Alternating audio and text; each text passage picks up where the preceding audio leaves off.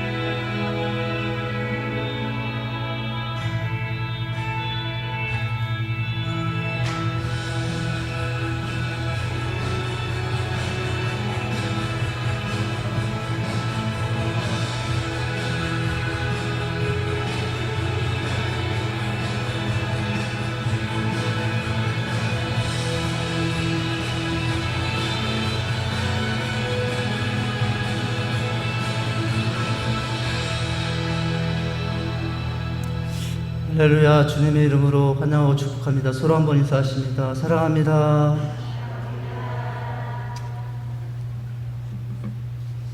주님께 감사해. 존귀한 어린 양 찬양합니다.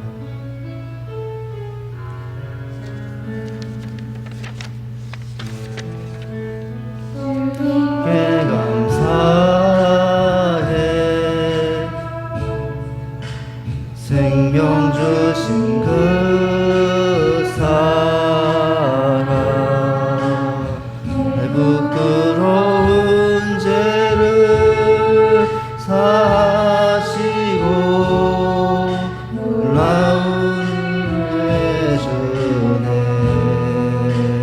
주님께 감사해. 날 위해 못 박힌 소 그의 보혈로 나를 찾으시고 은혜 주시네. 존귀한 어린 양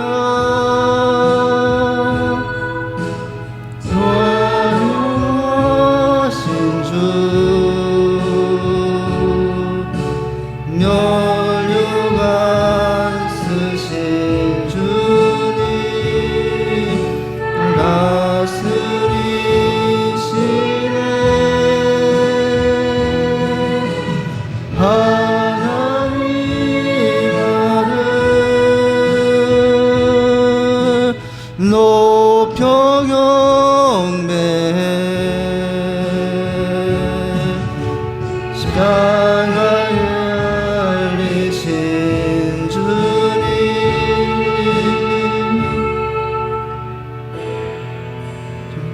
귀하신 주 어린 양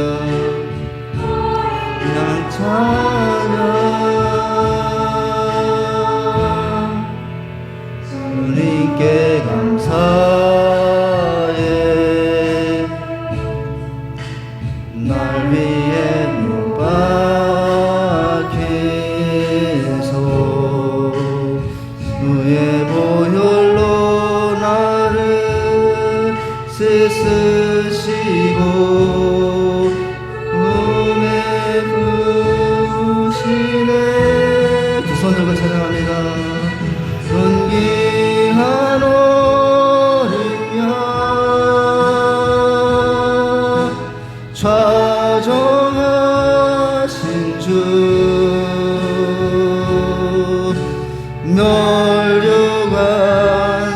쓰신 주님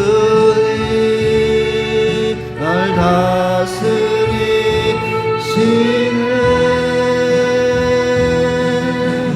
하나님 아들 높여 경배해. 십자가에 알리신 주님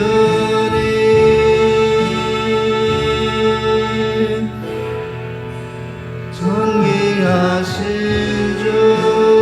어린 양 찬양, 어린 양 찬양. 존귀하신 주, 존귀하신 주.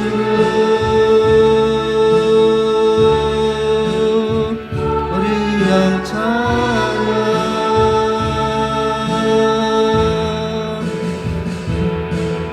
존귀한 어린 양.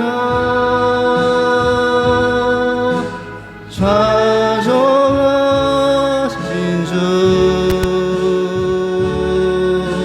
멸류관 쓰신 주님 날 다스리시네.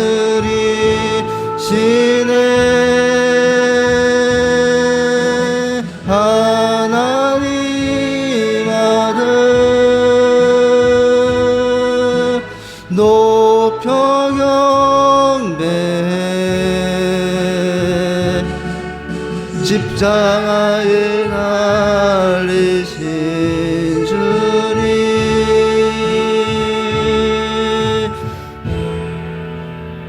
존귀하신 주. 어린 양 찬양, 어린 양 찬양. 존귀하신 주,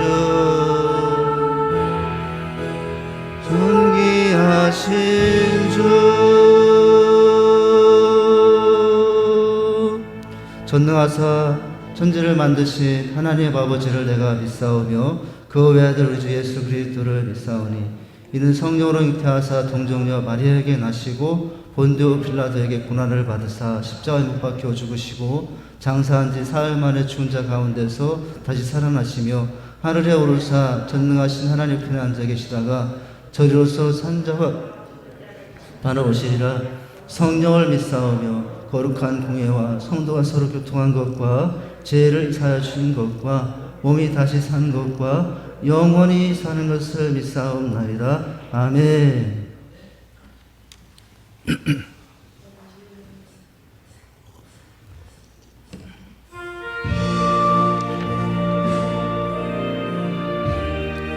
고난당하신 주님을 찬양합니다.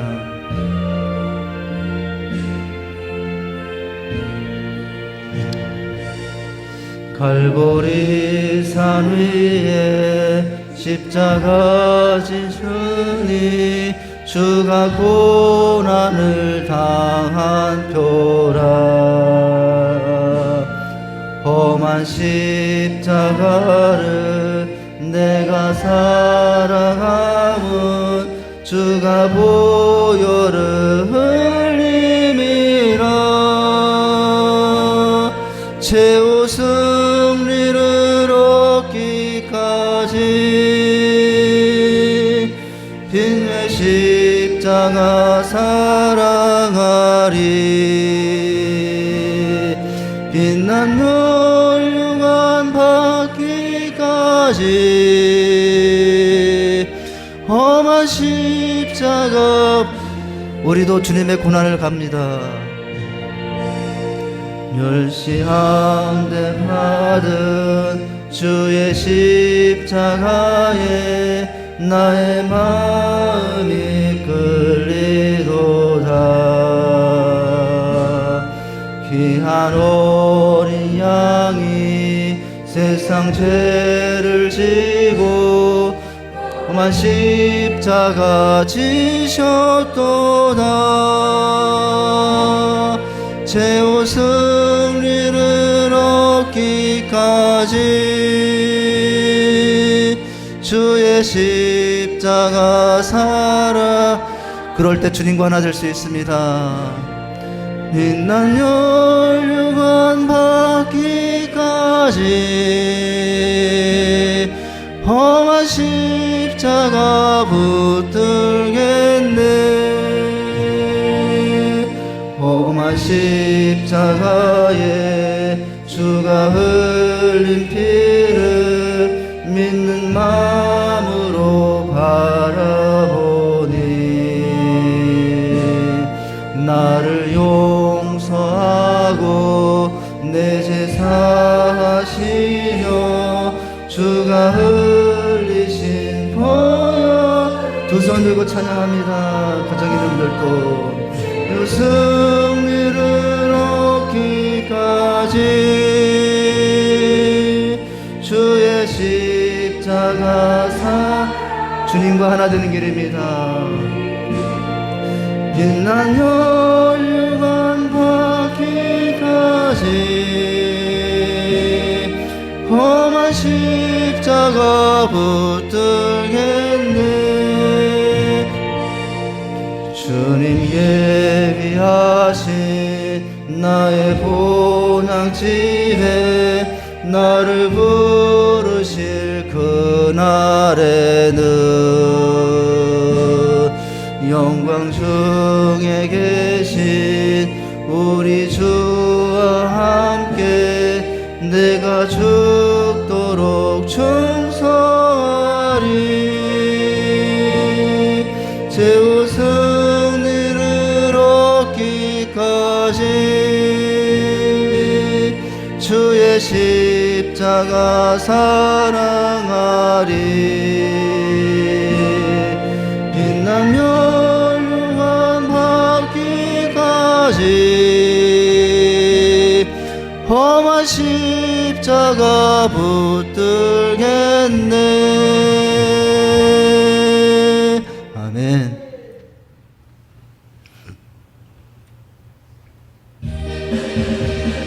울어도 못하네. 눈물 많이 흘려도 겁을 없게 못하고 죄를 씻지 못하네. 울어도 못하네. 십자가에 달려서 예수 고난 당했네. 나를 구원하시리 예수밖에 없네. 힘써도 못하네. 말과 뜻과 행실이 깨끗하고 착해도 그게 못하니 써도 못하네. 십자가에 달려서 예수 고난 보셨네. 나를 구원하시리 예수가 주님의 고난에 동참합니다. 하나 못하네. 할 수 없는 죄인이 흉한 죄에 빠져서 어찌하니 죽을까 참아도 못하네. 십자가에 달려서 예수 고난 보셨네. 나를 구원하시리 예수밖에 없네. 믿으면 하겠네. 주 예수만 믿어서 그 은혜를 힘입고 오직 주께 나가면 힘을 얻네. 십자가에서 예수 고난 보셨네. 나를 구원하시리 예수밖에 없네. 이 시간 마지막으로 찬양하시고 기도합니다.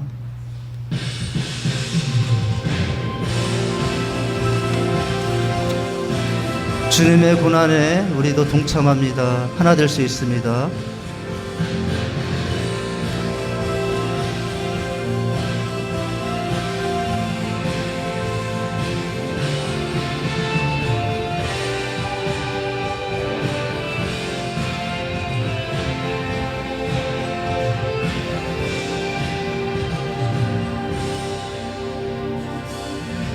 고난 속에도 우린 다른 길을 걷네. 나의 하나님, 광야 속에도 우리 그 고백이 있네. 그것이 나의 하나님. 이제는 우리가 세상 품으며 기도 시작할 때라. 우리는 전하리 세상 향하여 그 이름 주 예수 두려워하지 않고 우리는 의연히 서리. 주님만 바라네 예수를 품고서 세상의 빛으로 살리. 주 함께 하시네 고난을 헤치고 우리는 힘껏 나가리. 주 인도하시네 그 역사하심은 결탄코 끊어지지 않네. 주 이름 찬양해. 눈물을 흘려도 절대 포기 못하리. 나의 하나님, 시간 속에서 우릴 빚어가는 크신 나의 하나님, 나의 하나님.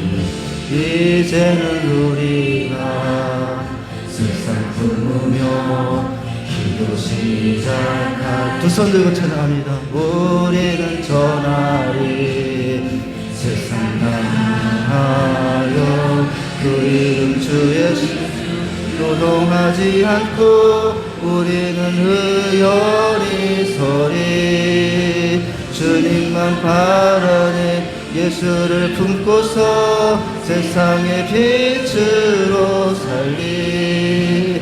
주 함께 하시네 고난을 헤치고 우리는 힘껏 나가리. 주 인도하시네 그 역사하심은 결탄코 끊어지지 않네. 주 이름 찬양해. 의도하지 않고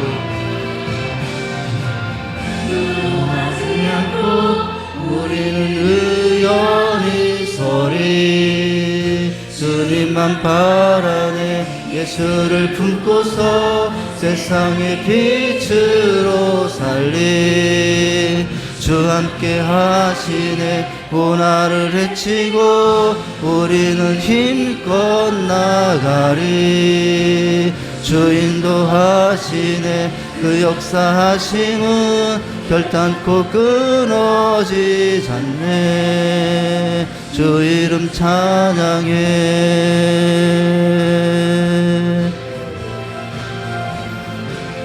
이 시간은 한 주간의 삶을 돌아보시면서 참여하며 기도하시며 나갑니다. 특별히 고난을 당하며 사순절 기간에 우리 주님을 묵상하는 기간이기도 합니다.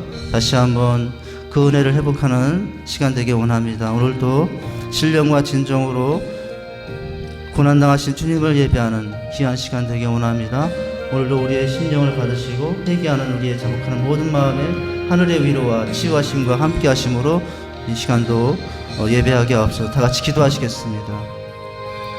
하나님 아버지, 주님의 은혜와 사랑을 감사합니다. 주님의 크신 사랑 안에 살면서도 아버지 하나님, 주님의 뜻 안에 살지 못하고 주님의 고난을, 주님의 십자가를 피하며 살았던 우리의 연약함을 고백합니다. 아버지 하나님, 새 사람이 되었음에도 불구하고 아직도 육신의 죽음을 따라 미움, 다툼, 시기, 질투, 혈기, 분노 가운데 살 때가 많습니다. 우리의 언어와 우리의 행실과 우리의 모든 인격이 아직도 주님의 형상으로 빚어지지 못한 모습들, 아버지 이 시간 고백합니다. 용서하시고 이 시간 다시 한번 통회하며 자복하며 아버지 앞에 나가오니 오늘로 상한 마음으로 나온 심령들 받아주시고 참으로 함께 하셔서 주님을 예배하는 귀한 시간 되게 해주시옵소서. 오늘도 주님의 임재 앞에서 주님을 찬양하길 원합니다. 주님 품 안에 거하며 온전히 신령과 진정으로 예배하는 귀한 시간 되게 하여 주시옵소서. 예수님 이름으로 기도하옵나이다. 아멘. 사소한 교훈에 있어서 광야에 쓰네 이런 이야기가 있습니다. 이거는 아니고요. 나는 의외로 광고 영상으로 틀어주시면 됩니다.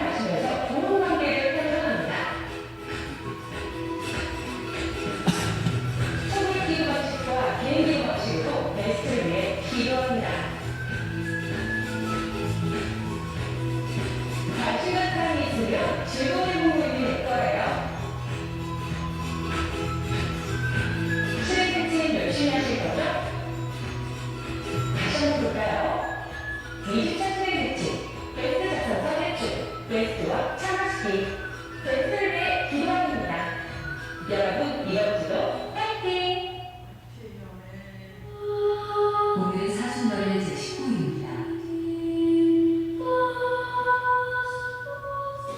예수 그리스도께서 자기가 예루살렘에 올라가 장로들과 대제사장들과 서기관들에게 많은 고난을 받고 죽임을 당하고 제3일에 살아나야 할 것을 제자들에게 비로소 나타내시니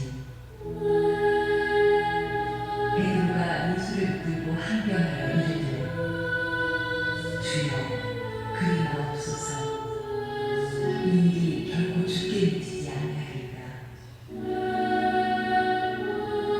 예수께서 돌이키시며 베드로에게 이르시되 사탄아 내 뒤로 물러가라. 너는 나를 넘어지게 하는 자다. 네가 하나님의 일을 생각하지 아니하고 오히려 사람의 일을 생각하는도다 하시고 이에 예수께서 제자들에게 이르시되 누구든지 나를 따르려거든 자기를 부인하고 자기 십자가를 지고 나를 따를 것이니라. 주님, 이 사순절의 일은 당신이 바꾸신 공연을 기억합니다. 모든 사람이 죽지 않게 하고 율파시오만 할 때 하나의 무당으로 나타나지 믿음의 주님을 기도합니다. 사순절 주님의 삶과 고난을 묵상합니다.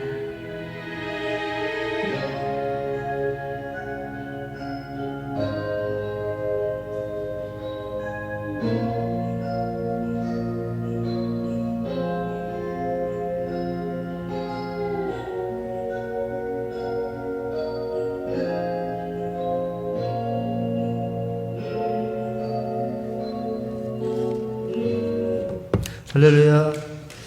이번 주는 이제 광고역 영상에서 보신 대로 행복 모임이 이제 2주째 진행이 됩니다. 6번에 보시면 주보에 6번에 보시면 더 자세한 내용들이 되어 있고요.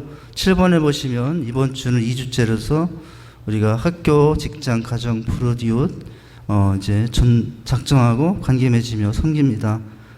이제 9번에 보시면 우리가 어떻게 행복 모임을 통해서 섬길 것인가. 여러분 주보에 9번에 보시면은 여러 가지 섬김의 내용들이 있어요. 식사, 작은 선물, 경조사, 말동무 등등 해가지고 편지엽서 보내기 등등 있습니다. 비대면의 상황도 있어서 주의롭게 지혜롭게 여러분 잘 감당해 주시면 되겠고요. 그동안 이제 우리가 겨울 동안 또 이렇게 잘 섬기지 못했는데 이제 새봄이 되어서 다시 기도하시면서 관계 맺으면서 이렇게 또 인도할 수 있기를 바랍니다.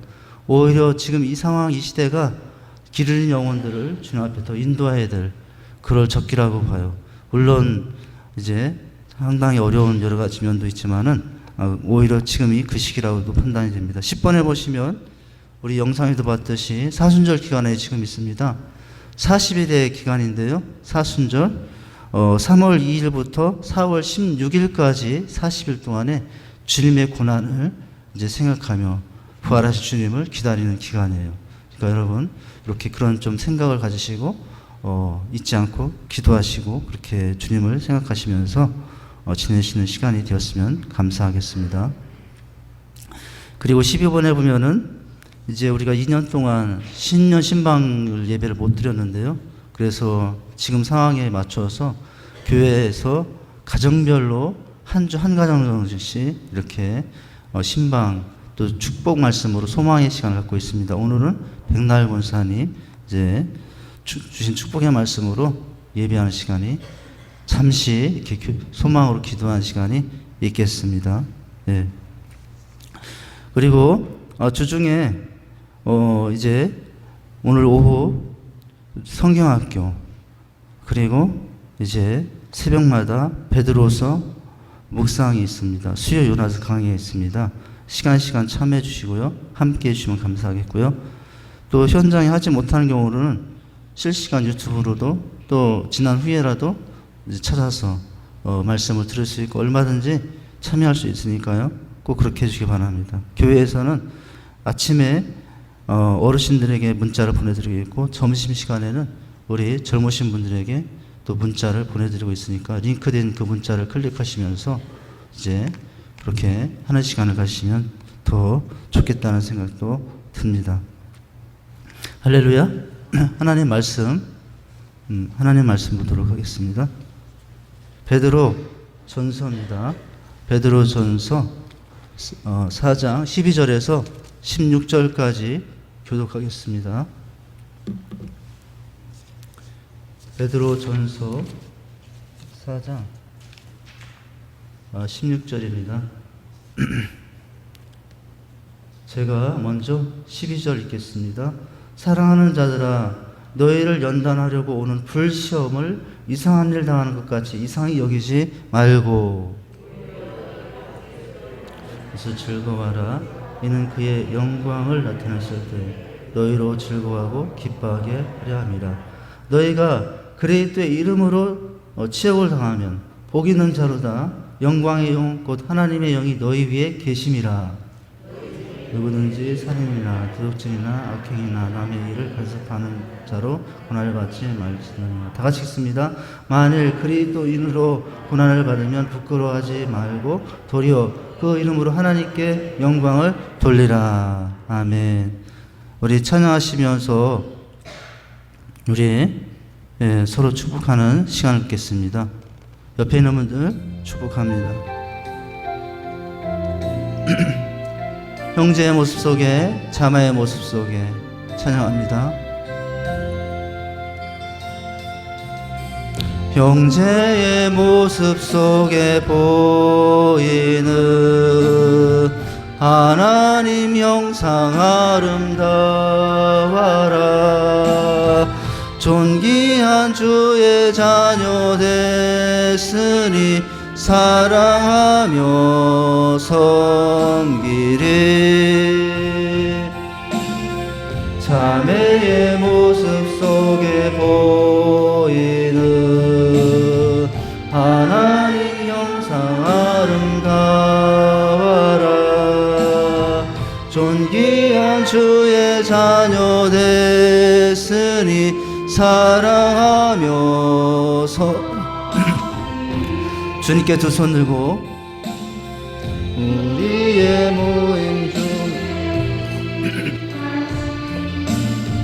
하나님 형상 아름다워라. 존귀한 주의 계시니 사랑하며 섬기리. 아멘. 우리 서로 한번 인사하십니다. 제가 먼저 섬기겠습니다. 우리 드린 예물을 위해서 잠깐 기도하고요. 영상 봅니다. 하나님 아버지, 오늘도 주님을 사랑하는 마음으로 기행 예물도 함께 나갑니다. 모든 것이 주님의 것임을 고백하는 마음으로 10회를 올려드립니다. 허락하신 한 주의 삶을 감사하며 주저헌금으로 나갑니다. 건강한 교회와 선한 사업, 선교 건축을 위하여 또 귀한 예물로도 나갑니다. 기타 감사의 소원을 담아 나가오니 부족한 삶이 되도록 영혼이 잘되고 범사가 되는 형통의 축복을 더하여 주옵소서. 드린 손길에 삶의 자리마다 은혜를 더하사 수고하는 모든 삶이 헛되지 않으며 약속하신 대로 30배, 60배, 100배 열매들로 넘치게 하여 주옵소서. 하늘에 문을 여시고 때마다 일마다 신령한 복과 땅에 기름진 복을 더하여 주옵소서. 모든 삶에 또한 하나님의 나라 확장되는 축복도 허락해 주옵소서. 함께하지 못하지만 또 온라인으로 드리는 손길에도 동일한 사랑과 은혜로 축복하여 주옵소서. 예수님 이름으로 기도하옵나이다. 아멘.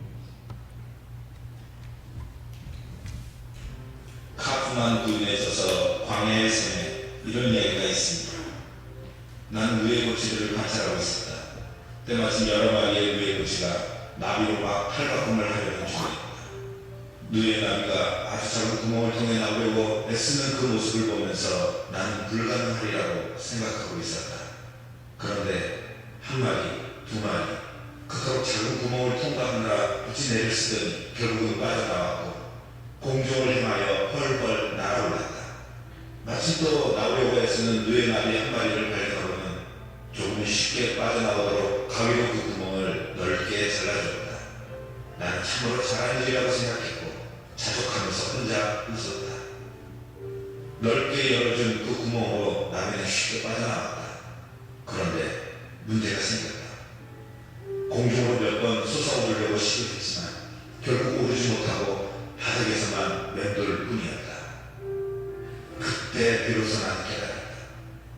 고통스럽지만 그 작은 구멍을 빠져나오려고 본인 스스로가 애쓰고 몸부림을 치며 몸에 비축하고 있던 영양분을 있는 힘을 다해 날개 끝까지 공급하게 되고 그 작은 구멍을 빠져나올 때 날개가 심하게 마찰되어야 공중을 날아올 만큼 튼튼해진다는 사실이었다.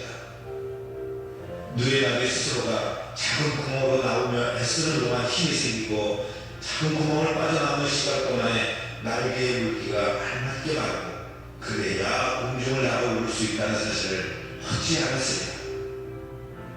그렇습니다. 고난을 통과하는 것을 누가 좋아하겠습니까? 고난의 터널을 지날 때에는 무척 힘든 것이 사실입니다. 그런데 고난 중에 있을 때 스스로 몸부림을 치게 되고 고난의 어둠 속에서라야 그의 눈빛이 더 빛이 나는 것입니다. 그리고 고난은 삶의 맷집도 길러줍니다. 비 내리지 않는 하늘은 없습니다. 그리고 그치지 않는 소나기가 없습니다. 이러하듯이 영원토록 지속되는 고난도 없는 것입니다. 고난을 극복해내면 찬란한 무지개가 펼쳐진다는 것 역시 진리입니다. 고난을 하나의 물방울이라고 한다면 영광은 바다와 같은 것입니다. 축복의 얼굴에는 평탄한 것만 있는 것이 아닙니다. 때로는 고난의 파도도 함께 나타나기도 합니다. 이런 의미에서 고난은 영광의 전주곡이라고도 말씀드릴 수 있겠습니다. 지혜와 인내함으로 한 번 더 힘을 내서 주어진 고난의 과정을 스스로 이겨내고 잘 통과하시기를 축복합니다.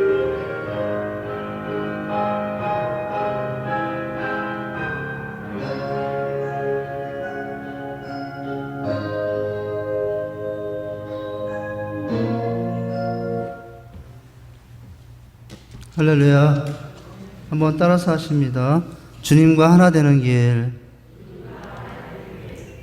또 한번 따라서 하실까요? 주님의 고난에 참여할 때입니다.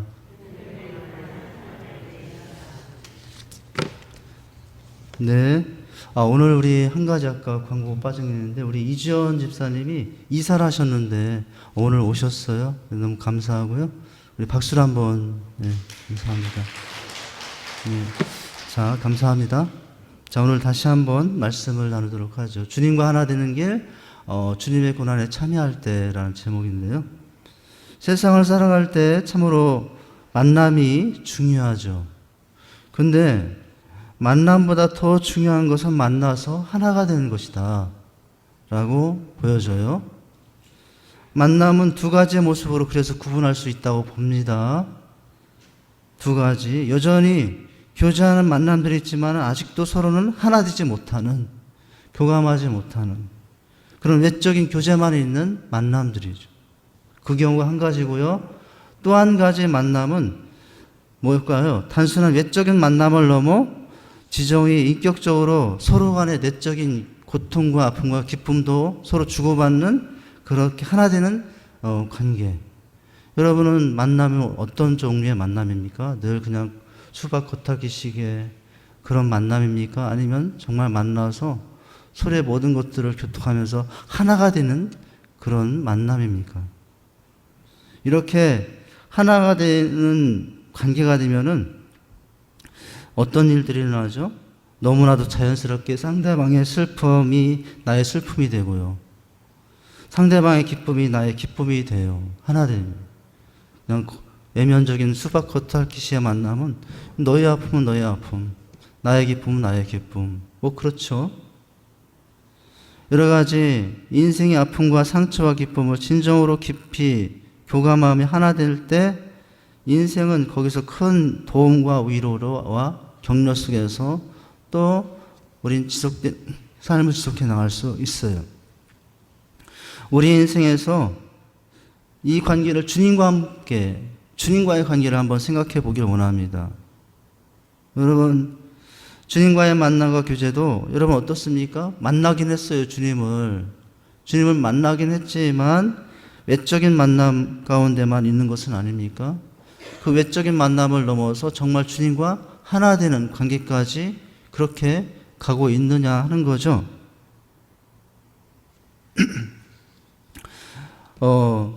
바로 그냥 외적인 단순한 만남이 아니라 주님의 고난을 나의 고난으로, 주님의 슬픔을 나의 슬픔으로, 또는 내 아픔을 주님의 아픔으로, 내 기쁨을 주님의 기쁨으로 이렇게 교통하는 그런 만남이 있어야 되는 거죠. 그렇게까지 가야 되는 거죠. 그냥 주님과의 만남이 그냥 뭐 주님 기쁨, 내 기쁨 별로 상관없어요. 주님 아픔, 주님의 고난, 나와 별로 상관없어요. 그러면 만나긴 했지만은 주님과 아직 하나 되지 못한 그런 모습이라고 보여지거든요. 여러분, 우리는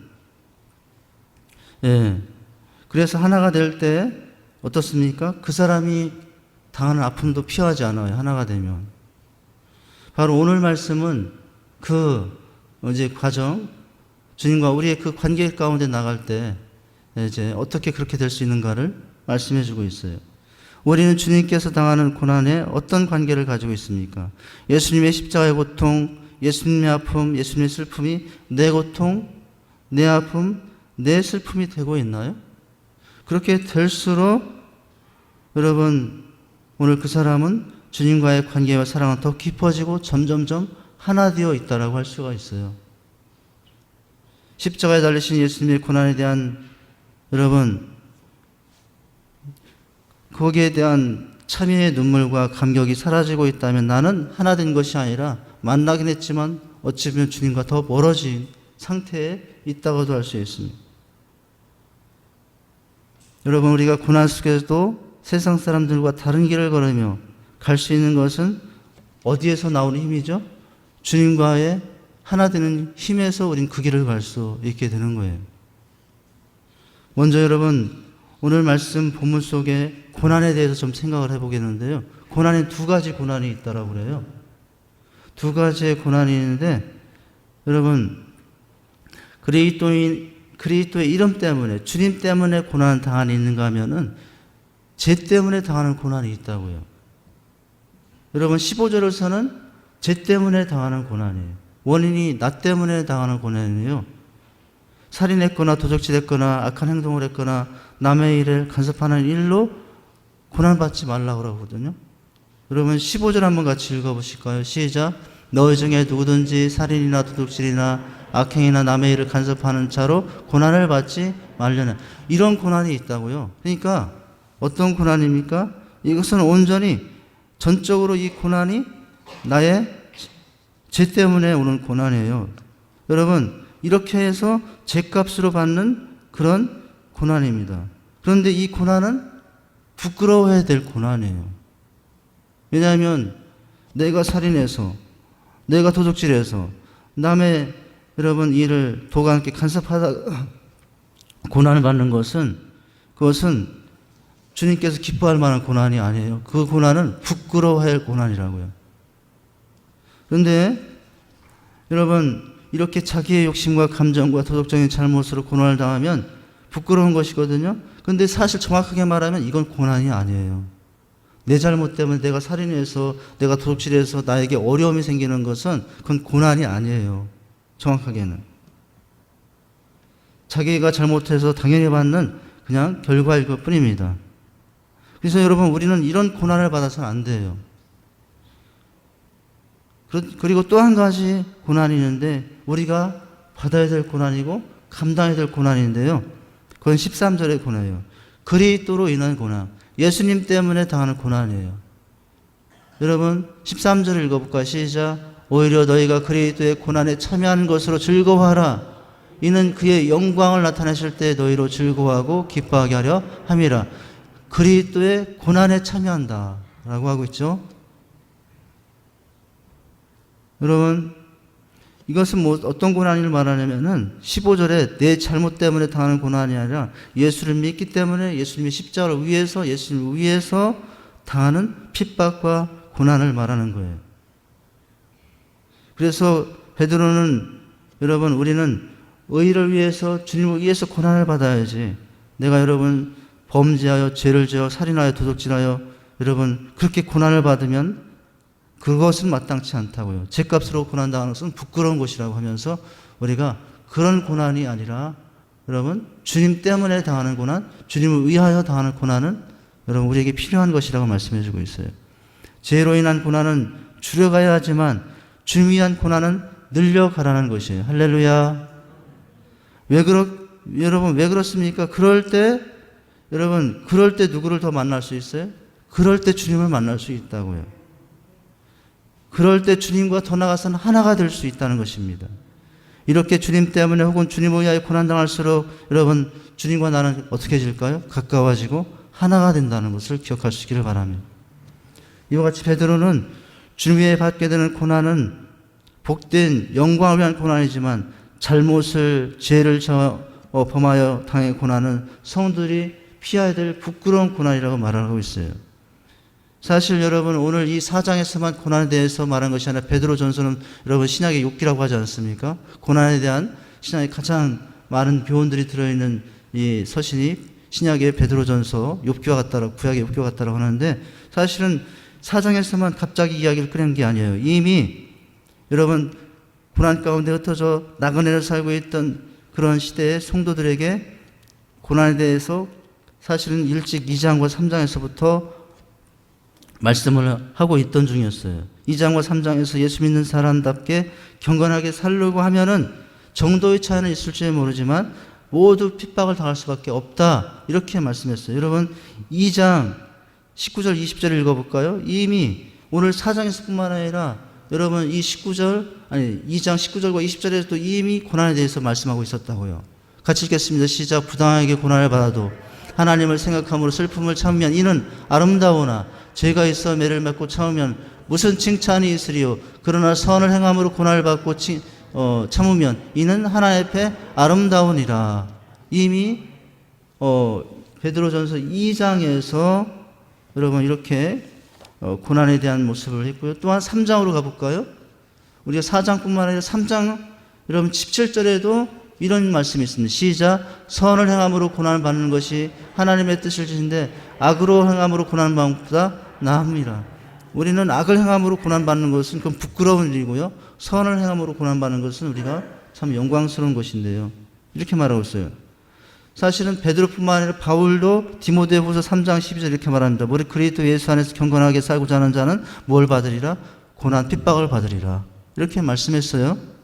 예수 믿는 사람답게 살려고 하는 정상적인 성도의 삶 속에는 언제나 고난이 있기 마련이라는 것입니다. 이처럼 우리 성도들이 세상 사람들과 어울려 예수를 모른 채 적당히 처세하면은, 타협하면은 핍박이 없을 텐데 하나님 말씀대로 살려가다 보니까 참 여러 가지 고난이 있게 된다는 것입니다. 바쁜 주일 성수한다고, 여러분 지금 회사가 바쁜데 주일 성수한다고 구박이 들어올 수도 있고요. 그냥 적당히 같이 술 마시면서 적당히 주일 성수하면은 고난당하지 않을 텐데 뭐 그렇게 유별나다고 하면서 그렇게 뭐 유별나게 티를 내려고 하느냐, 막 이런 조롱도 들릴 수 있고요. 예, 융통성 없다고 그런 비난을 받을 수도 있을지 몰라요.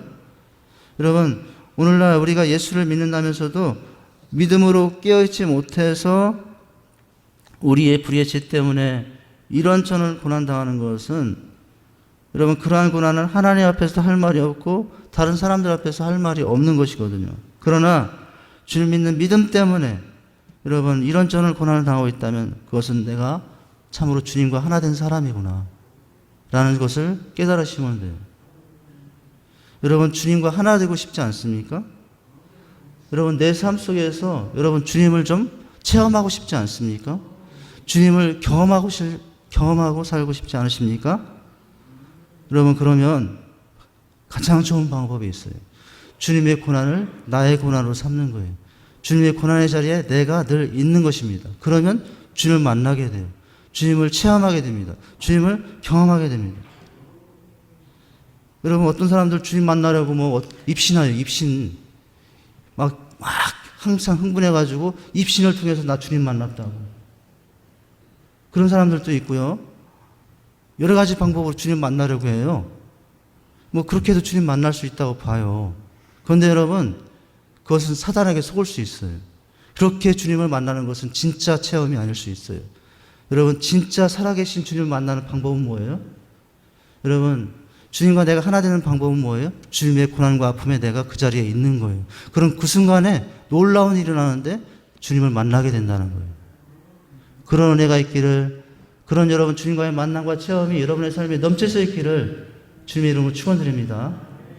여러분, 오늘 말씀을 통해서 고난 속에서 우리가 다른 길을 갈 때, 그렇다면 태도, 이런 주님의 고난에 참여할 때, 주님의 고난에 참여할 때 우리가 가져야 될, 자, 태도는 무엇이어야 되는가?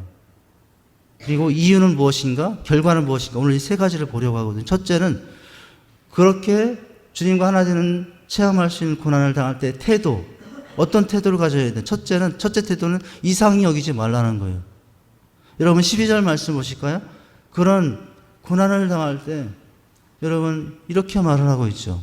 4장 12절 말씀을 보시면 시작. 사랑하는 자들아, 너희를 연단하려고 오는 불시험을 무슨 일? 이상한 일 당하는 것 같이 여기지 말라. 여러분, 고난을 당하는 첫 번째 태도는 이상하게 여기지 않는다는 것입니다.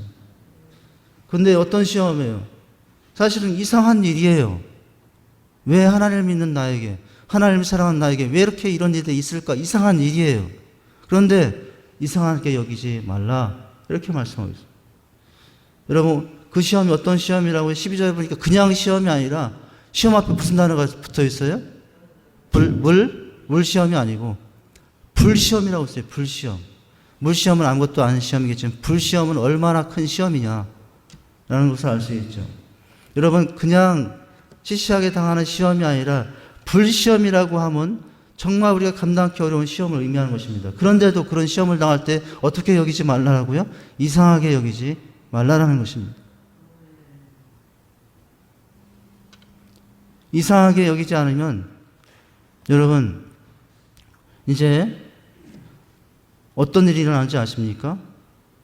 그 고난을 당하면서도 이상하게 여기지 않으면은 주님의 감당하신 그 아픔과 고통을 이해하게 돼요. 더욱 주님을 만나게 되고 주님을 더 사랑하게 되고 주님과 하나하게 되는 은혜가 여기서부터 시작되는 줄 믿으시길 바랍니다.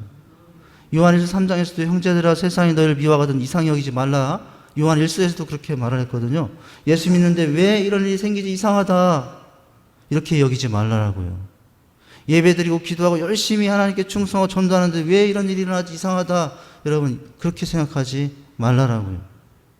이상히 여기다는 단어는 뜻밖의 일에 충격을 받다, 당황하다, 놀라다는 의미가 있다라고 그러는데요. 이게 뭐냐면은 이상한 일 할 정도로 이제 그 상황 부딪힌다는 것은 뭐냐면 사람의 몸과 마음이 마비시킬 정도의 충격을 받는다는 거예요. 하나님 이렇게 사랑하는데 나 별로 큰 죄도 없고 하나님 열심히 믿고 예배하고 주님 사랑하고 있는데도 왜 이런 일이 날까? 여러분 뜻밖의 충격을 받아요. 온몸과 마음을 마비시킬 정도의 충격이에요. 근데 그렇게 하지 말라고 했어요. 그 고난 앞에 너의 몸을 마비시키지 말고 마음도 마비시키지 말고 그렇게 하라고 하고 있습니다. 여러분 우리가 주님을 뜻을 행하면서도 어려움을 당하면 상식적으로 받아들이기 어렵죠. 사실은 저 말하는 저도 아마 그런 일 있으면 너무나 이상하다고 정말 하나님 원망할 줄 몰라요. 여러분 많은 믿음의 사람들이 하나님을 향해 이렇게 질문합니다. 하나님 어찌하여 누구보다도 하나님 사랑하고 충성한 나에게 이런 일이 있습니까? 하나님 이상합니다. 어찌하여 저 악인들에게는 아무 일도 일어나지 않는데 어찌하여 의인은 고난을 받고 이 시험을 당합니까? 하나님 너무 이상합니다. 그런데 오늘 말씀에서는 어떻게 여기라고요? 이상하게 여기지 말라라고 하고 있어요. 여러분 정말로 믿고 믿음대로 살려고 또 주님을 섬기고 교회를 섬기고 봉사하고 충성하다가 다가오는 시련이 있다면 여러분 그것에 대해서 놀라거나 충격으로 받아들이지 말라라는 거예요. 얼마든지 일어날 수 있는 일이 나에게도 일어났다. 내가 이렇게 하나님 섬기는데도 하나님 사랑하는데도 얼마든지 일어날 수 있는 일이 일어났다라고 생각하고 그 고난을 피하지 말고 여러분 고난 앞에서 주님 앞에서 고난 앞에 또 감당한다는 것이죠. 여러분 오늘 주님 위해서 세상에서 받는 것은 박해를 받는 것은 하나도 이상할 것이 없다는 것입니다. 주님을 사랑하고 그렇게 열심히 충성해도 당하는 고난이 온다는 것은 이상한 일이 아니라 오히려 당연할 수도 있는 일이다. 주님 앞에 충성하기 때문에 주님도 사랑하기 때문에 그걸 싫어하는 세상이 나에게 고난 주는 너무나 당연할 수 있는 일이다. 이렇게 여기라는 거예요. 첫 번째 태도는. 여러분 오히려 주님을 위하여 고난을 당할 때 그때 어떻게 된다고요? 그때 주님을 만나게 된다는 사실을 기억하시길 바랍니다. 다시 주님을 생각하게 되고 다시 주님을 만나게 되고 다시 주님을 사랑하게 되고 다시 주님께 감사하게 된다는 사실을 기억하시길 바라요. 고난을 당하지 않고 피하지 않을 때 그렇게 주님을 만나서 그런 은혜가 주어지는 것이죠. 이상히 여기지 말라. 여러분 이것은 또 다른 뜻이 있는데 고난을 손님으로 여기지 말라 이런 의미도 있다라고 그러네요. 고난을 손님으로 여기지 말라. 아주 낯선 손님과 같이 대하지 말라는 뜻이라고 그래요. 여러분 우리에게 오는 불시험들을 그냥 낯선 손님이 온 것이 아니라 반가운 친구가 온 것처럼 이렇게 여기고 받아들이라. 사실 힘든 거지만 그렇게 대하라고 한다는 의미가 있다는 거죠. 이상하게 여기면 어떻게 되는지 아십니까? 여러분 고난당할 때 그것을 정말 하나님의 뜻 안에서 믿음으로 바라보면 문제가 없는데 이상하게 생각하기 시작하면 여러분 내 마음의 충격이 더 커져요. 불안이 더 커집니다. 공포가 내 속에서 일어납니다. 스트레스를 받아서 이상하게 생각하면은 내 영과 육과 삶이 파괴되기 시작해요. 너무 여러분 힘들어집니다. 이상하게 생각하면 여러분 어떤 일들을 해요? 나는 더 힘들어져요. 고난의 자리를 지키기가 이해가 되지 않습니다. 손해보는 것 같습니다. 이상하게 여기면. 나도 적당히 신앙을 살아갈 걸 왜 이렇게 할까 타협하기 시작합니다. 이상하게 생각하기. 여러분 이상하게 여기지 마시기 바랍니다. 시험을 이상하게 여길수록 나다운 나는 없어지는 거예요. 주님과 멀어지는 것입니다. 그러나 이상하게 여기지 않을 때 고난 속에서도 세상과 다른 길을 가게 됩니다. 오히려 고난을 주는 세상을 품으며 기도하는 은혜가 있게 되는 줄 믿으시길 바랍니다. 여러분 믿음대로 살려고 하며 주님과 교회를 섬기고 경건하게 살려고 그렇게 하다가 당하는 고난이 있습니까? 전혀 이상한 것이 아님을 기억하시길 바라요. 직장에서 동네에서 여러분 가정에서 누군가로부터 내 믿음에 대한 여러 가지 고난을 인하여 여러분 그런 일들을 당하고 있습니까? 이상한 일로 여기지 마시기 바랍니다. 우리가 당하는 고난은 결코 이상한 일이 아니라고 말하고 있어요. 잘 믿으려다가 고난이 올 때 이상한 일처럼 생각하여서 놀라면 여러분 오늘 그때부터 더 불안이 쌓이고 그냥 뭐 이럴 수도 있고 하나님이 오히려 주님 사랑하기 때문에 고난당하는 건 당연한 것이다 생각하면은 그렇게 불안할 일이 없어요. 그렇게 당황할 일이 없게 되는 것이죠. 여러분 오늘 빌립보서 1장 29절에서는 이렇게 말합니다. 1장 29절 한번 읽어볼까요? 빌립보서 1장 29절 한번 같이 읽어보죠. 자, 시작. 그리스도로 위하여 너에게 은혜를 주신 것은 다만 그를 믿을 뿐 아니라 또한 그에게 고난도 받게 하려 함이라.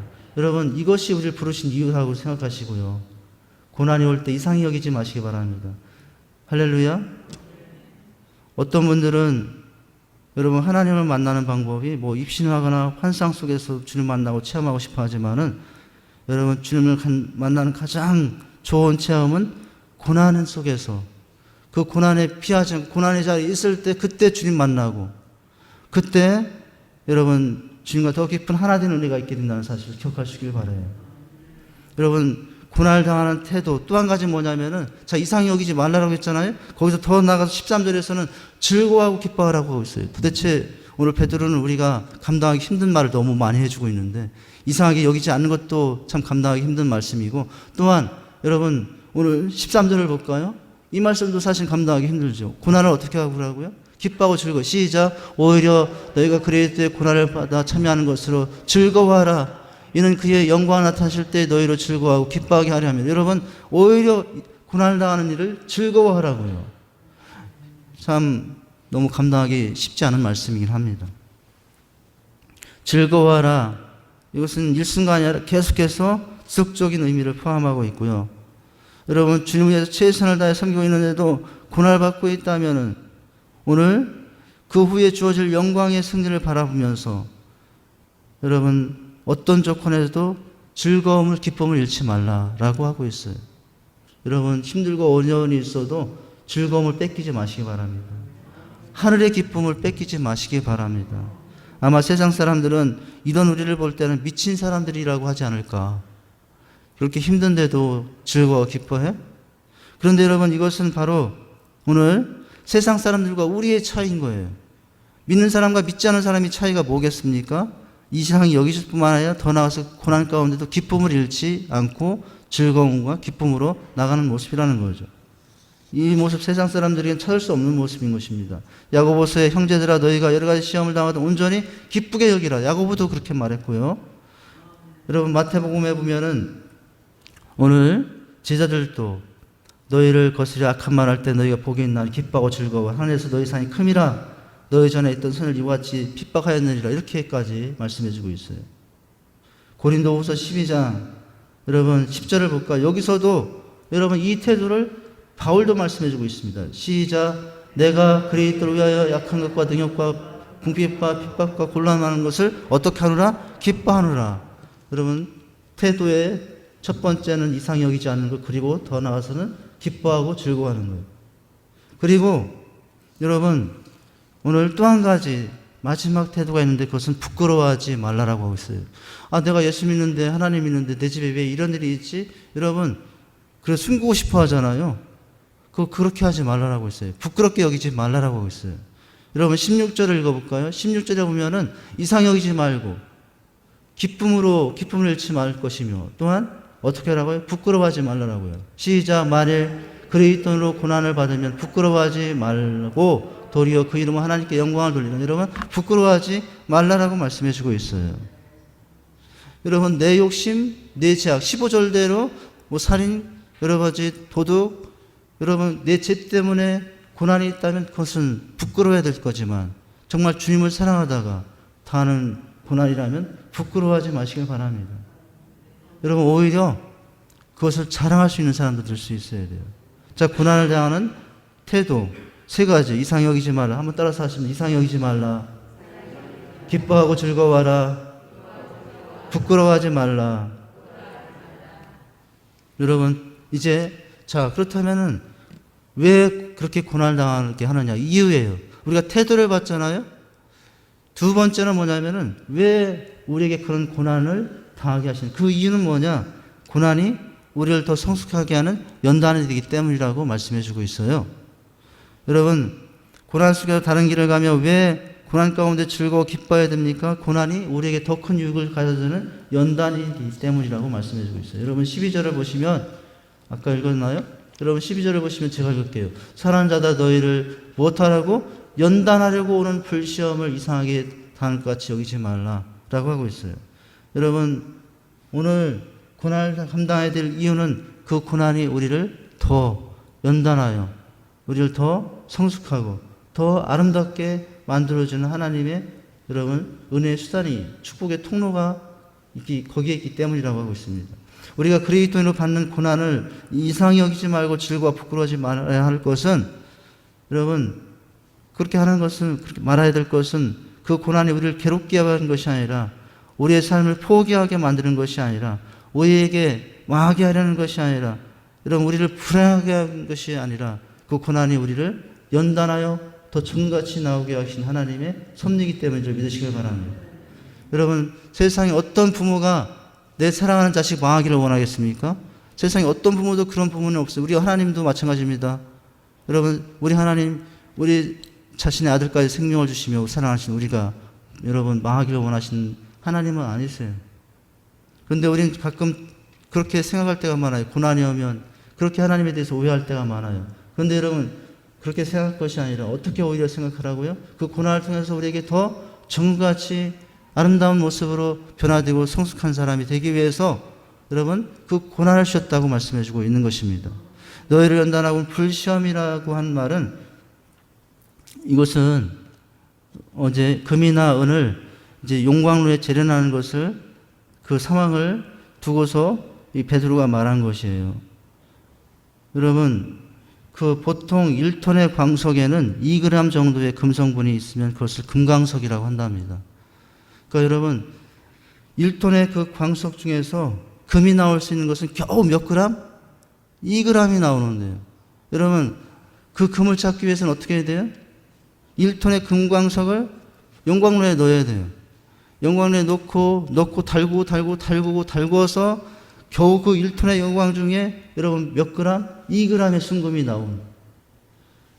여러분 그것이 왜 그렇게 되겠습니까? 우리 유튜브를 다시 좀 켜주시기 바랍니다.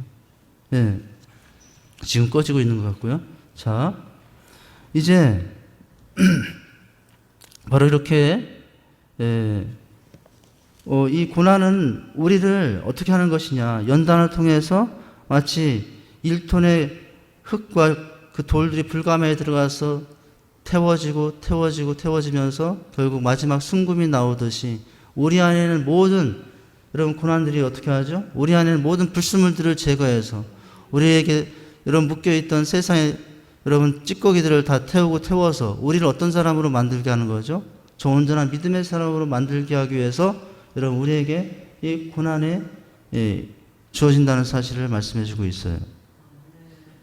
여러분 욥기 23장 10절을 봐볼까요? 욥기 23장 10절에 보면은 이런 말씀이 있어요. 우리가 너무 잘 아는 말씀이죠. 시작. 그러나 내가 가는 길을 그가 아시나니 그가 나를 단련하시니 내가 숭같이 나오리라. 할렐루야. 이렇게 말씀하고 있죠. 여러분 그 과수원이 있지 않습니까?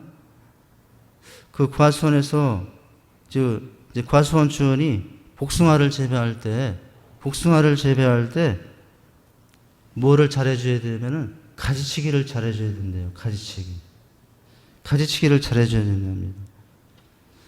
아까워도 가슴이 아파도 더 좋은 열매를 맺기 위해서는 인정사정 없이 가지치기를 해서 몇 개만 남겨놓아야 된다는 거예요. 왜 그렇습니까? 가지치기를 하면은 복숭아가 열리는 것이 아니라 개복숭아가 열린대요. 예, 가지치기를 하면은 안 한 만큼 많이 열리긴 하는데 아주 호두알처럼 작은 개복숭아가 된다는 거예요. 상품성도 없죠. 맛도 안 나죠. 그래서 여러분 정말 좋은 복숭아를 재배하는 농부는 뭘 잘하냐면 인정사정 없이 가지치기를 한답니다. 그래야 맛도 있고 상품도 좋은 복숭아를 열매를 맺을 수 있기 때문에. 여러분 하나님은 우리에게 고난을 통해서 가지치기를 하시는 거죠. 왜요? 그래야 우리가 더 좋은 신앙, 더 정말 불순물이 없고 하나님 앞에서 온전하게 세워질 모습으로 그렇게 세워주는 자가 될 수 있기 때문에 그렇게 가지치기를 하는 거죠. 그것이 뭐예요? 고난의 모습으로 우리를 인도하시는 것입니다.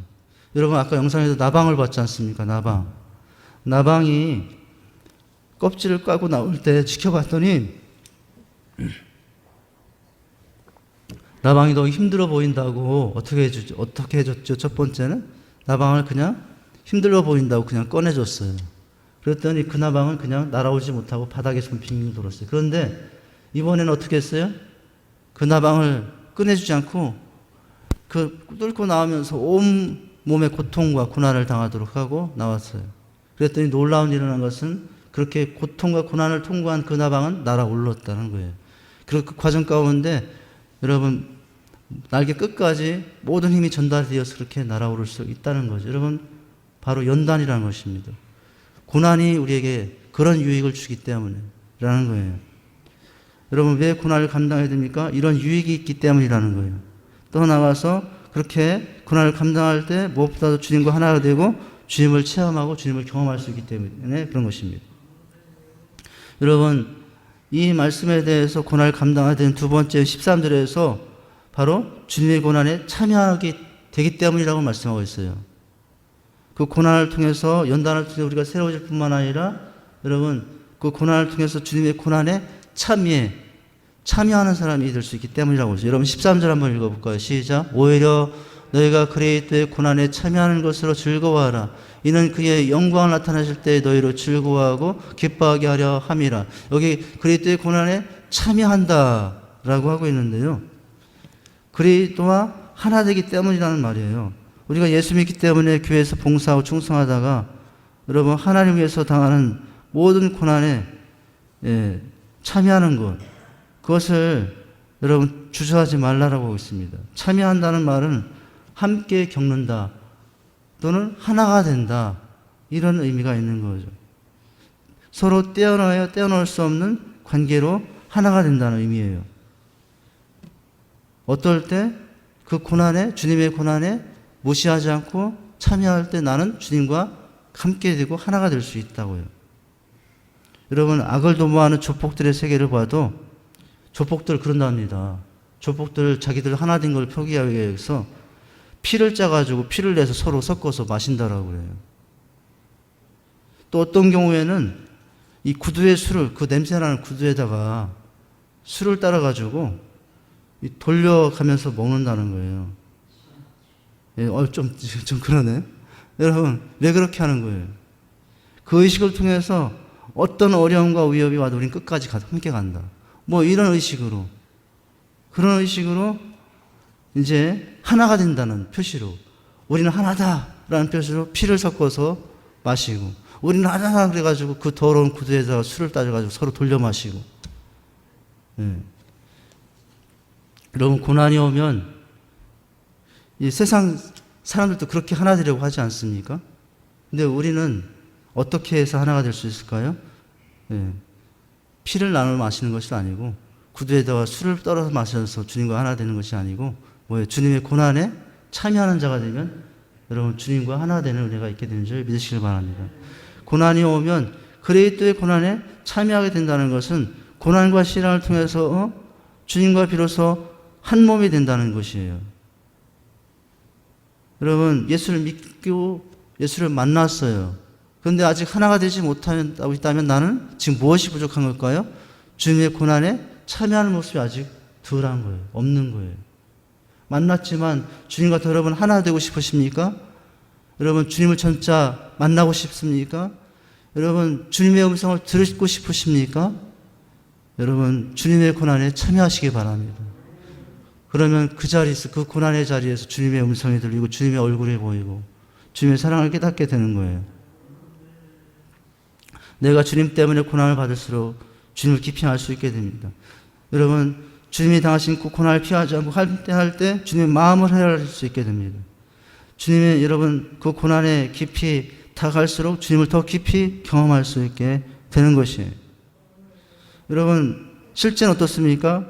고난이 오면 당장은 여러분 자리를 떠나고 싶죠? 떠나고 싶어요.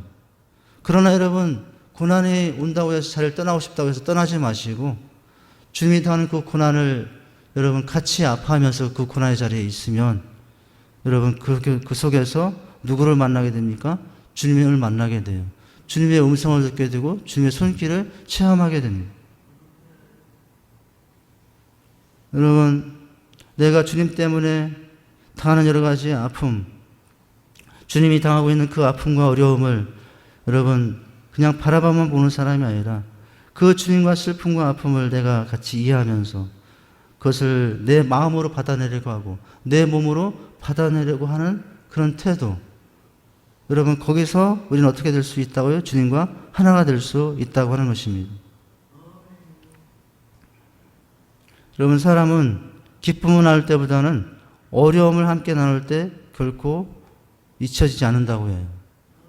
기쁨을 나눌 때는 많은 사람들이 와서 기뻐했어요. 근데 나중에 보면 누가 와서 기뻐했는지 다 잊어버려요.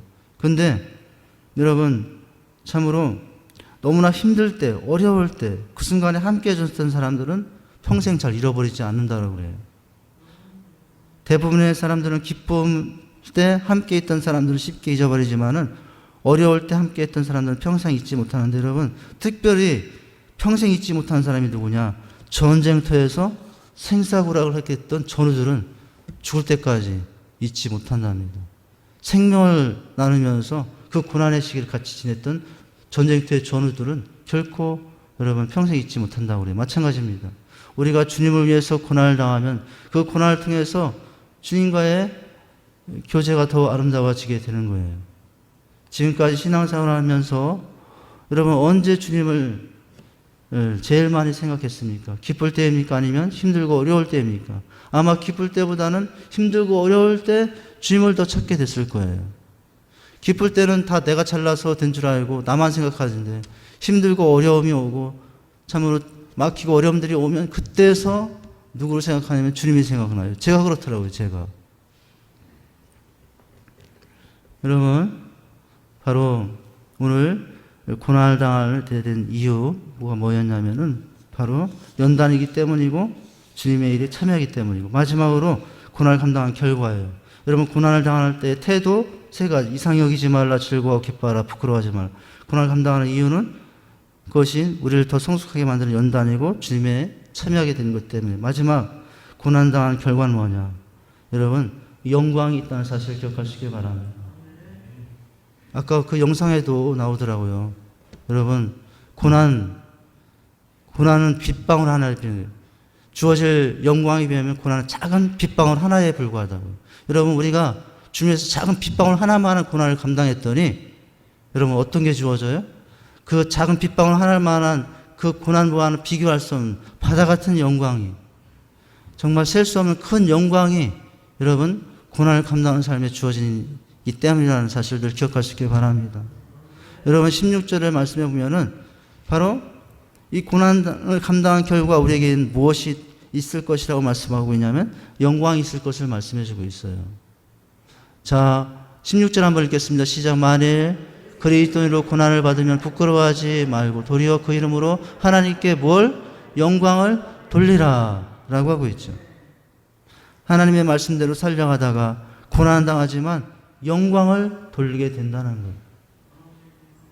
부끄러운 죄악 때문에 여러분 고난을 받으면 하나님의 영광을 15절처럼 그런 죄를 지으면 영광을 가리는 것이 되지만 여러분 오히려 이상한 일 당하는 것 같고 참 이해할 수 없는 일이지만 그 고난의 자리를 지키며 고난을 당할 때 여러분 나도 주변에서 칭찬과 인정이 있겠지만 결국 더 나아가서 누가 칭찬과 영광을 누리게 되겠습니까? 하나님인 줄 믿으시길 바랍니다.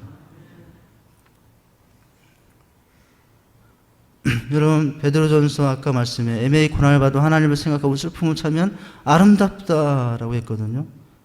영광을 돌리게 된 아름다운 일들이 여러분 참을 때, 고난을 견딜 때 일어난 줄 믿으시길 바랍니다. 여러분, 왜 나에게 이런 고난이 있는지 여러분 불평하지 마시고요. 이런 슬픔들이 찾아오는지 원망하지 말고 여러분 고난 뒤에 주신 하나님의 축복, 영광을 미리 바라보면서 그 고난의 자리를 지킬 수 있기를 바랍니다. 여러분, 그 고난 때문에 더 이런 것보다 더 많은 여러분 은혜와 영광들이 주어질 것을 생각하면서 여러분 고난 중에 오히려 또 감사할 수 있기를 바랍니다. 이것이 우리가 고난을 감당할 때 주어진 결과예요. 여러분, 놀랍게도 그리스도인으로 당하는 고난은 사람의 제일 되는 목적이 뭐죠? 하나님께 영광을 돌리는 것이거든요. 그런데 하나님의 제일 되는 목적, 영광을 돌리는 일이 무엇을 통해서 이루어지느냐? 주님 때문에 당하는 고난을 감당할 때 그 놀라운 일이 일어난다고 말씀해 주고 있어요. 여러분, 우리는 많은 경우에 내가 늘 성공하고 내가 출세에 하나님께 영광을 돌린다고 생각을 합니다. 실패하지 않고 늘 승진하고 높은 자리에 올라가야 된다고 올라가야만 우리 하나님께 영광을 돌린다고 생각합니다. 그러나 여러분, 그것이 아니라는 거예요. 높은 자리에 올라가지 못하고 성공하지 못하는 삶일지라도 여러분, 오늘 고난의 순간에도 여러분 견디며 인내하며 주님 위해서 살아가는 그 모습을 통해서 하나님은 더 큰 영광을 받는다는 사실을 기억할 수 있기를 바랍니다. 애매하게 부당하게 당하는 고난을 감당할 때 그때 여러분 세상 사람들은 충격을 받는다고 그래요. 우리 그리스도인들은 뭐냐? 어떤 사람은 세상에 영향력을 받는 사람에 영향력을 주는 사람이다 라고 하는데 충격을 주는 사람이다. 우리가 세상에 충격을 주는 방법은 뭐냐? 여러분, 세상 사람들과 똑같이 부당하게 내 욕심 챙기려고 고난을 수단 방법 가리지 않아서 내 몫을 챙기는 사람이 아니라 여러분 어떤 사람이죠? 주님을 위해서 정당한 방법과 과정을 통해서 하나님의 영광을 드러내려고 살아가는 것. 그럴 때 여러분 성공한 것보다 여러분 내가 높은 자리에 얻는 것보다 오히려 그 모습이 더 하나님께 더 큰 영광을 돌리게 될 줄 믿으시길 바랍니다. 네. 여러분, 마지막으로 또 한 가지는 뭘까요? 이 영광이 임하게 되지만 그럴 때 여러분 고난을 감당할 때 하나님의 영이 우리와 함께 한다고 하고 있어요. 여러분, 이게 놀라운 하나님의 고난을 감당한 결과의 축복이에요. 여러분 14절을 볼까요? 여러분, 이런 고난을 감당할 때 하나님의 영이 너희 위에 계실 때라고 하고 있어요. 우리 하나님 영 좀 주세요. 막 마가오순절 마가다락방 그렇게 해서 성령을 받을 수도 있겠죠. 기도해야 되죠. 그런데 여러분, 영이 우리에게 임하시는 방법이 뭐냐? 그 방법도 있겠지만은 뭐예요? 고난을 감당할 때. 그럴 때 누가 오신다고요? 하나님의 영이 오셔서 여러분 우리를 붙잡아 주신다고 하고 있어요. 그 영이 오셔서 힘을 주시고 그 영이 오셔서 지혜를 주셔서 여러분 우리를 끝까지 견디게 하는 줄 믿으시길 바랍니다. 여러분 14절을 읽고 마치죠. 시작. 너희가 그리스도의 이름으로 치욕을 당하면 복 있는 자로다. 영광의 곧 하나님의 영이 너희 위에 계심이니라. 여러분 고난을 감당할 때 이런 은혜가 주어진 줄 믿으시길 바랍니다. 하나님의 영광이 여기 우리에 있으면 여러분 우리는 이기게 됩니다. 하나님의 영광이 주는 그 마음으로, 그 사랑으로, 그 능력으로 여러분 세상을 품으며 오히려 세상과 싸우지 않고 세상을 주신 그 영의 사랑으로 여러분 오히려 극복하고 더 아름다운 영광을 드러내게 되는 것이죠. 여러분 오늘 바로 이런 은혜가 있다는 사실을 기억하고 우리에게 많은 고난이 올 때 바로 우리가 어떤 태도로 해야 되는가, 왜 감당해야 되는가, 그 결과는 무엇인가를 봤어요. 여러분 오늘 무엇보다 중요한 것은 이 고난을 통해서 우리는 누구를 만날 수 있다고요? 주님을 만날 수 있다는 사실이에요. 여러분 주님을 만나고 싶지 않습니까? 주님을 체험하고 싶지 않습니까? 주님의 음성을 여러분 듣고 싶지 않습니까? 주님의 얼굴을 보고 싶지 않습니까? 여러분 주님께서 감당하신 그 고난을 감당하면 그곳에서 그 모든 은혜가 임할 줄 믿으시길 바랍니다. 우리 찬양하시고 기도하겠습니다.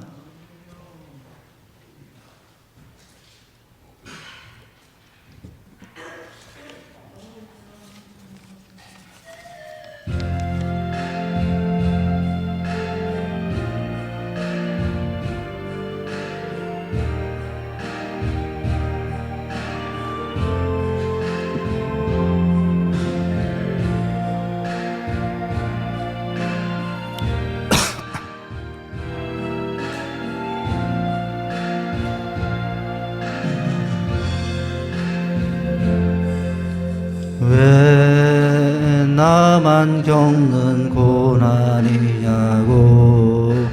불평하지 마세요.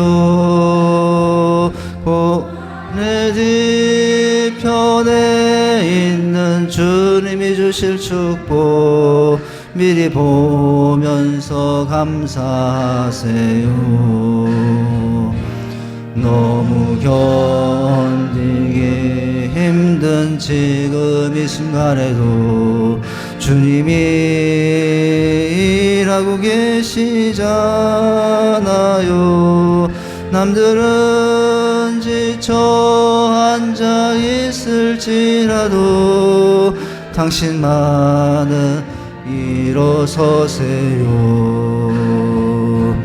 힘을 내세요. 힘을 내세요. 주님이 손잡고 계시잖아요. 주님이 나와 함께함을 믿는다면 어떤 역경도 이길 수 있잖아요. 왜 이런 슬픔 찾아왔는지 절망하지 마세요. 당신이 힘든 것보다 힘기 주신 은혜 더욱 많음에 감사. 두 손 들고 찬양합니다. 너무 견디기 힘든 지금 이 순간에도 주님이 일하고 계시잖아요. 남들은 지쳐 있을지라도 당신만은 일어서세요. 힘을 내세요. 힘을 내세요. 주님이 손잡고 계시잖아요. 주님이 나와 함께함을 믿는다면 어떤 고난도. 다 같이 일어나셔서 찬양합니다. 힘을 내세요. 힘을 내세요. 주님이 손잡고 계시잖아요. 주님이 나와 함께함을 믿는다면 어떤 고난도 견딜 수 있잖아요. 제가 기도하겠습니다. 하나님, 고난이 없는 삶이 우리에겐 없습니다. 그렇게 주님을 사랑하고 주님 위하여 살아감에도 불구하고 우리에게는 너무나 예상치 못한 수많은 고난들이 다가옵니다. 그러나 오늘 놀라운 것은 그 고난이 나와 주님이 하나 되는 비결이에요. 그 고난이 바로 주님을 만나는, 주님을 체험하는 그한 통로라는 사실을 깨달았습니다. 우리가 참으로 평소에 만날 수 없던 주님을 고난 가운데 만난다는 사실을 기억하고, 아버지 하나님, 고난을 당할 때 이상하게 여기지 아니하며 오히려 즐거움과 기쁨을 잃지 않고 살아가는 저희들이 되게 주시옵소서. 그 고난이 우리에게 연단이 되어 더 큰 유익을 주고, 아버지 하나님, 주님의 하나 된다는 사실을 기억하고 고난 가운데서 주님을 의지하고 살기 원합니다. 더 나아가서는 영광 돌리게 되고 주의 영이 그 삶 가운데 임한다는 사실을 기억하며 아버지 주님과 통하는 복된 삶을 나갈 수 있도록 축복해 주시옵소서. 고난 가운데 주님을 더욱더 만나고 살아가는 저희가 되게 하여 주시옵소서. 예수님 이름으로 기도하옵나이다. 아멘.